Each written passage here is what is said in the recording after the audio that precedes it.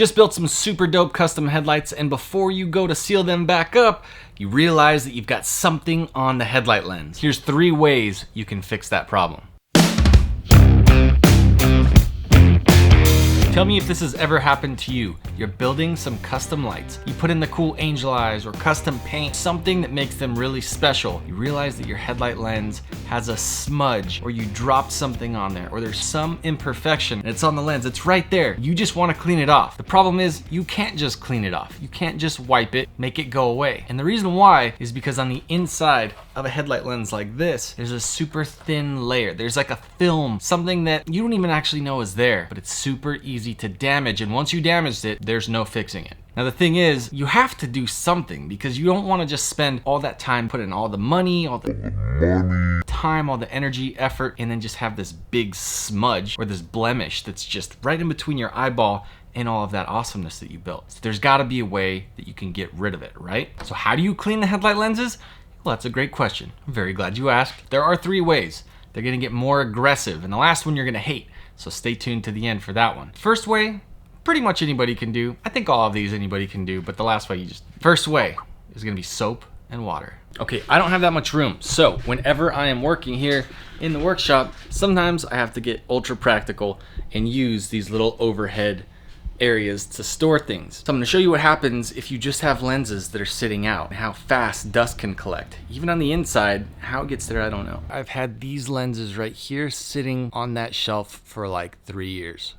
Don't be like me, because if you are, then dumb things will happen. So for this first one, we are gonna take this nice Mitsubishi Evo 10 lens and wash it off in the sink inside my house. Okay, now I realize that you should not write things in dust, because that will actually scratch things.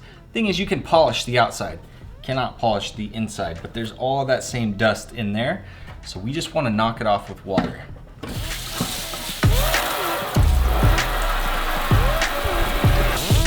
Pretty sure that most of that dirt that was all built up on there is gone, but I haven't touched the inside yet. Normally I just use blue Dawn dish soap, but this apparently is gonna smell really nice too. All that we wanna do is get a little bit of that soap in here, then we're gonna fill it up with water.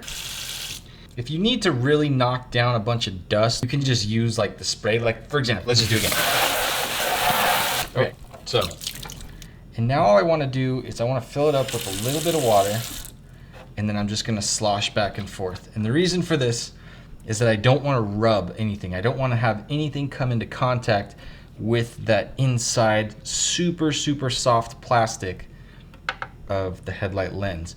Now this might not be aggressive enough, so if you're doing this and you're watching this video because you just have a very slight little thing, or maybe you got like residue, maybe you were filming a YouTube video holding the lens upside down, and as you talked too much, you spit on the inside of the lens just a little bit, and you need to clean that off. This would be a great way to do that. Also, if you happen to have gotten rainwater or just some kind of fluid on there that dried and it left a little calcium deposit, well, this is gonna be a way that you can get rid of that calcium. And because I'm talking about calcium, I'm gonna mention that the next step that we need to do is rinse all of this soap out of here, and then we're gonna rinse it down one final time with distilled water, which we'll do in the shop. Okay, we're gonna grab some distilled water in a bucket, and I'm just gonna go through and do one quick rinse, just to try to collect any minerals that might just be resting in there, and then I'm gonna dump them into this bucket. And then I'm gonna do it again, my final rinse. A little bit more this time. Okay, now we're gonna hit it with some compressed air. I'm gonna link up a better setup than this, but I have a big dryer, then a little dryer, and then I got a little tube on there that's just gonna take any moisture that could potentially be in the line that's coming all the way from my compressor that's over there. So I don't have any oil that's gonna spit out through this compressed air. Now, if you use a normal compressed air line, just keep in mind, you probably have oil in there. There's a much better tool that you can use instead of this, and I'll link that in the description below, but it just blows nice dry air at whatever you need, and it just plugs in, okay? Let's get all this water out. I wanna start at the top, just work our way down, getting all that water out of there. And if you know that there's something that's gonna hold the water more, you might actually make a better decision than I did and start on one end so that it's got easier runoff at the bottom.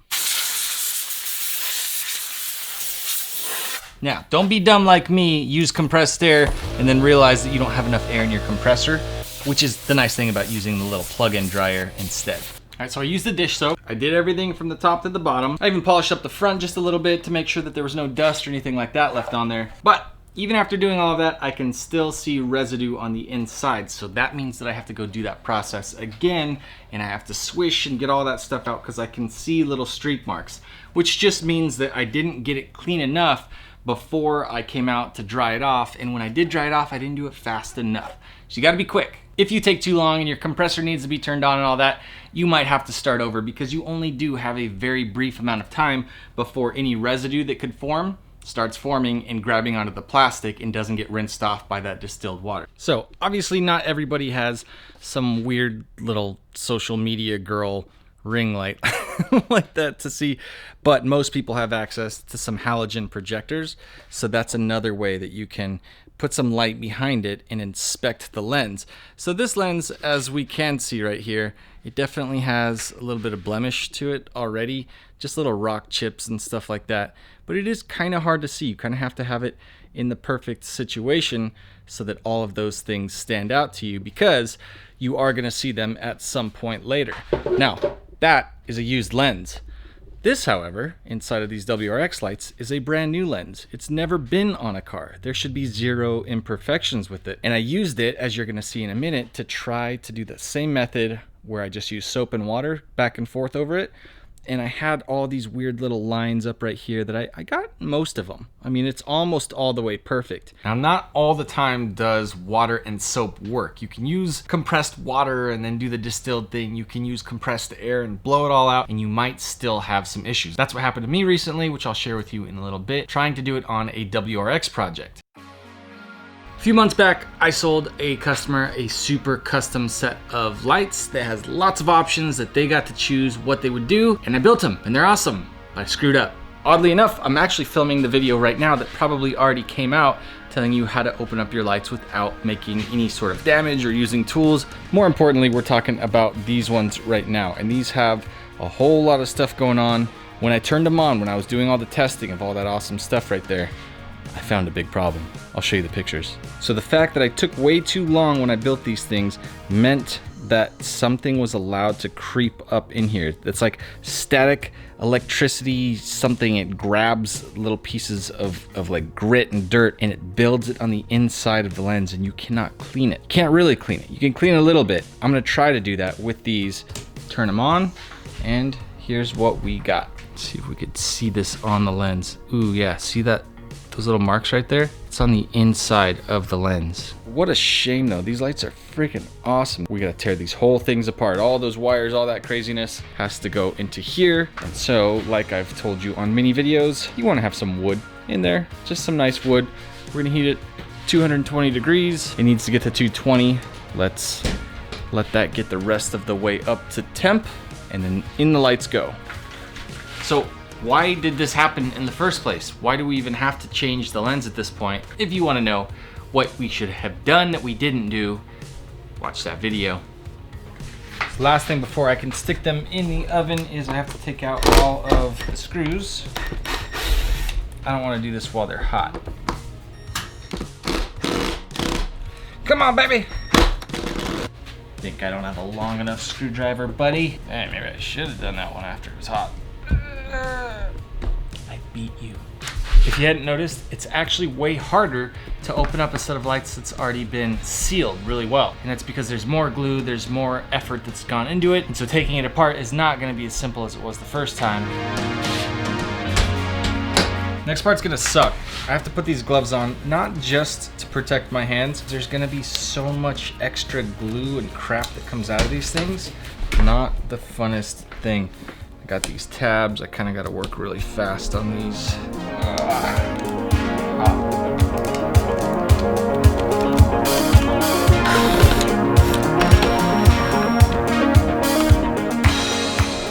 You should never, ever do this. You shouldn't do this. But if you must and completely unwilling to listen to anybody, then do what I'm going to show you right now. First thing, You can smash the like button for me telling you this nonsense right now.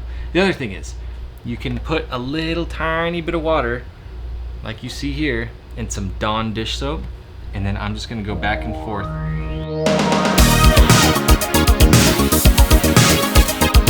Now there's some new stuff in there. We've got some little marks right here. We got a couple things that I can't get perfectly off.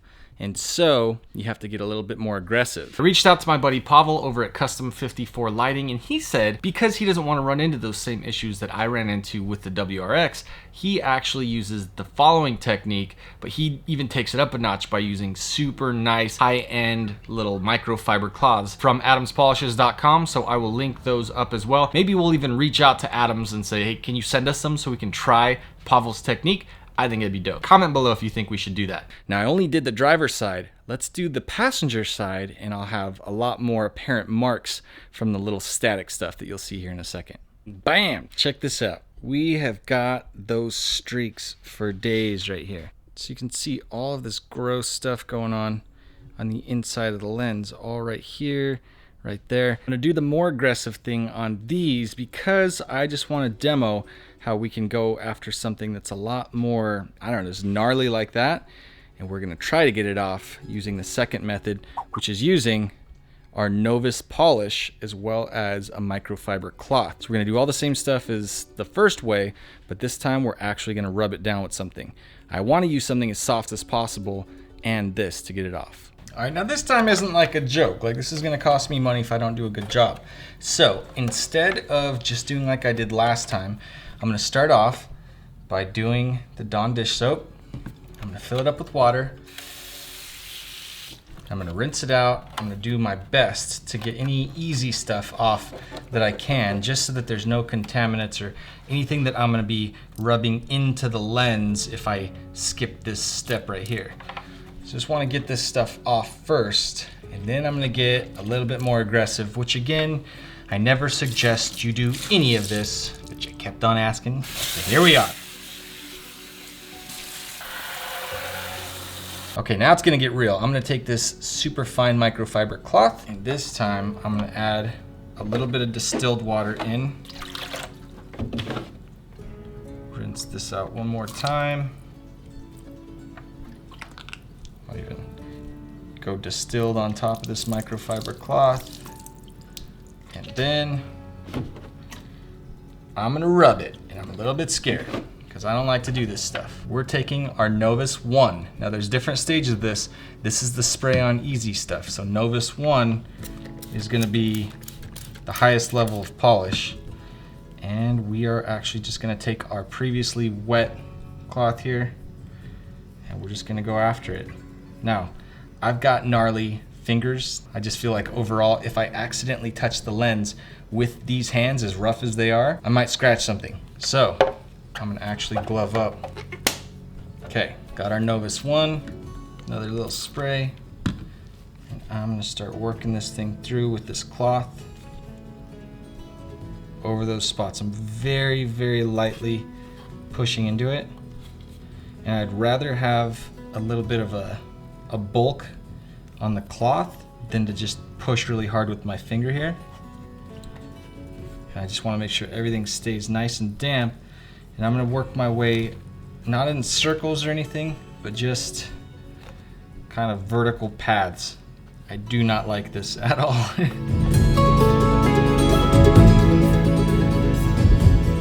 All right, done with my pad. I'm going to rinse this all out a bunch more.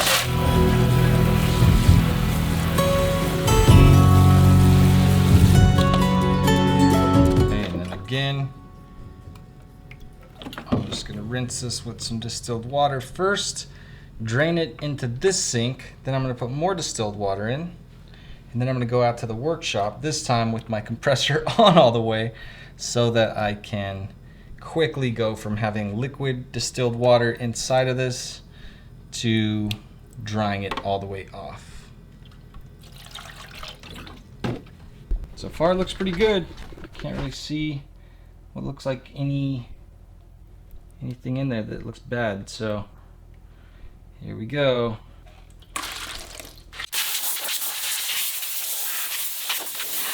Okay, and one thing I did do right now is I focused all of the air right through the middle. Now there is still some moisture on the outside, but what I didn't do is try to get all of this stuff out too, because it's gonna dry.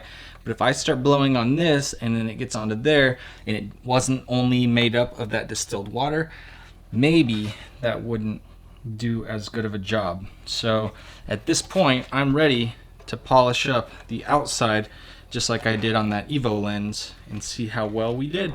Other thing too, when you're holding the lens, only ever hold it from somewhere where it's not coming into contact with a part of the lens that matters. I see people all the time just grip a lens like up here on the top. It scares the crap out of me because you know you're messing up the lens every time you touch it. So don't touch it. I also want to note I have some butyl on this lens. I don't really know what this stuff is, but this is what I use. It's called Headlight Lens Sealer. It's just really good. You'll see in a second here. I'll hit that little bit of butyl on there and it just eats right through it. Whereas this lens polish, it's not actually getting any of that off. So careful, careful as you hold this lens. You just spend all this time cleaning it. You don't want to touch it and mess it up. And then I'm actually going to spray this stuff on my cloth. I think I get this thing at like O'Reilly or something like that. A little bit of spray on there and watch it just eat right through that. I don't know why. I don't know what it is. It says it's sealer. So if you need to get that butyl off, that's how you do that part. Otherwise, we use that Novus and it looks really freaking good, but we're not actually gonna know until we put it back on that light and turn it on.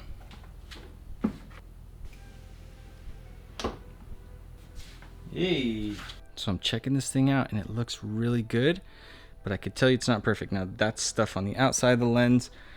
Like I said, a little bit of that headlight sealer just eats right through any sort of butyl that's left on the outside. So I'm going over the outside and I could tell you that I'm very satisfied with how this looks, even though it's not perfect. And the reason it's not perfect is because I can see these tiny little horizontal little mini sections on the inside. And you have to look at this from a bunch of different angles so that you can see it. But I am pretty stoked. So method 2, Pavel, you're a freaking genius. You're awesome. It's all about that Novus 1 and something super soft. I really want to try those little high-end chamois or whatever from Adam's Polishes. So maybe we'll do that another time.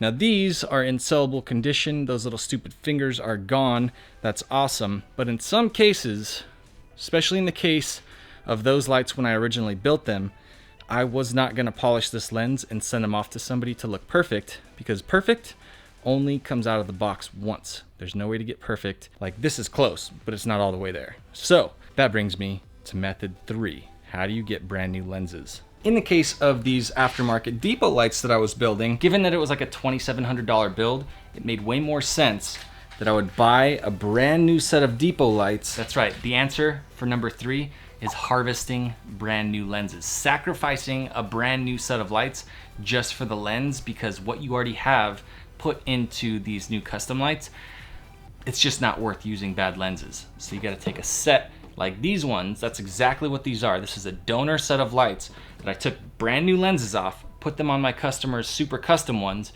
and then I kept the bad lenses so that I could try to film a YouTube video that if you liked it, you can smash the like button for the YouTube algorithm and subscribe to the channel, because I spent hundreds of dollars to make this video so that you... Okay, now not every headlight can you buy an aftermarket version of it to get the lens. And in this case with these depot lights, I absolutely can buy a brand new set of depot lights, so that, for example, maybe I could use the lens you would think for some like OEM lights that just kind of got a little bit beat up, and we could use our little method that we're talking about here, which is buying a brand new set of lights to steal the lenses off. Now, unfortunately, with some lights like these depots, you can't do that, because if you were to buy an aftermarket set of lights, you may run into weird little issues that you wouldn't on a set of OEM lights. So these at first sight don't really look too bad, but they're 100% unfixable, unusable, and here's why. For some reason, certain aftermarket lenses can develop something that's called crazing. Crazing is basically like a separation of the layers of plastic that are inside of this lens. And so on this one, this depot light, over time, if they're exposed to too much heat, they can develop this separating of layers of plastic, which means that there's no fixing it. There's no sanding down to get that off. The good news is if you're not building something crazy like a GTR or even like these. Check out these. These are the other lenses that have been in storage for 3 years. You can't really get a good aftermarket Genesis coupe headlight. So yeah, again, I suck, because I can't get that lens aftermarket. But what I can do is get some aftermarket 350Z lights. I could probably even get some GS lights that are fairly inexpensive to replace some OEM lenses. Or if I really just needed those Evo 10 lights, I could have always just got a brand new set of these, took the lenses off, and then used them on the OEMs. So if you just built a set of really expensive headlights, $2,000-$3,000 headlights, and the lenses were messed up, what would you do using these methods? This video was a long time coming. You asked for it, I delivered. I hope that I can keep bringing you more videos like this, so I'll see you on the next one.